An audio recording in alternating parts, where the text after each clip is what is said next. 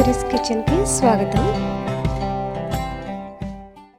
ఈరోజు సిరీస్ కిచెన్లో దొండకాయ టమాటా పచ్చడి ఎలా తయారు చేయాలో చూద్దాం. ముందుగా స్టవ్ పై పాన్ పెట్టి 2 టీ స్పూన్ల ఆయిల్ వేసి ఆయిల్ని బాగా కాగనివ్వండి.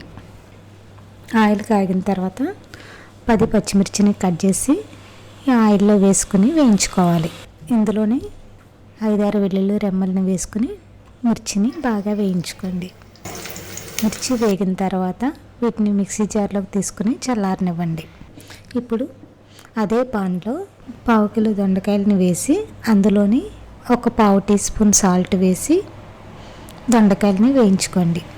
దొండకాయలు కొంచెం వేగిన తర్వాత కట్ చేసిన 2 టమాటాలు, కొద్దిగా కొత్తిమీర వేసి మూత పెట్టుకుని టమాటాలు మెత్తబడే వరకు వేయించుకోండి. దొండకాయలు వేగేలోపు మనం వేయించి పెట్టుకున్న మిర్చి, ఇందులోనే రుచికి తగినంత ఉప్పు, కొద్దిగా చింతపండు వేసి మిక్సీ చేసి పక్కన పెట్టుకోండి. దొండకాయలు టమాటాలు వేగిన తర్వాత వీటిని మిక్సీ జార్లోకి తీసుకుని చల్లారనివ్వండి. దొండకాయలు చల్లారిన తర్వాత మిక్సీ చేసి పక్కన పెట్టుకోండి. ఇప్పుడు పోపు ఎలా పెట్టాలో చూద్దాం. అదే పాన్లో 1 టీ స్పూన్ ఆయిల్ వేసుకుని ఆయిల్ కాగిన తర్వాత 1/2 టీ స్పూన్ జీలకర్ర, 1/2 టీ స్పూన్ ఆవాలు వేసి వేయించుకోండి.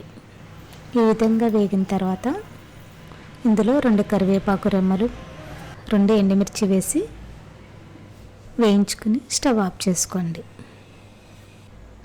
ఇప్పుడు మనం మిక్సీ చేసుకున్న ఈ చట్నీని ఒక బౌల్లోకి తీసుకోండి. ఇందులోని మనం పోపు రెడీ చేసుకున్నాం కదా, పోపుని ఈ చట్నీలో వేసుకుని బాగా కలుపుకోండి.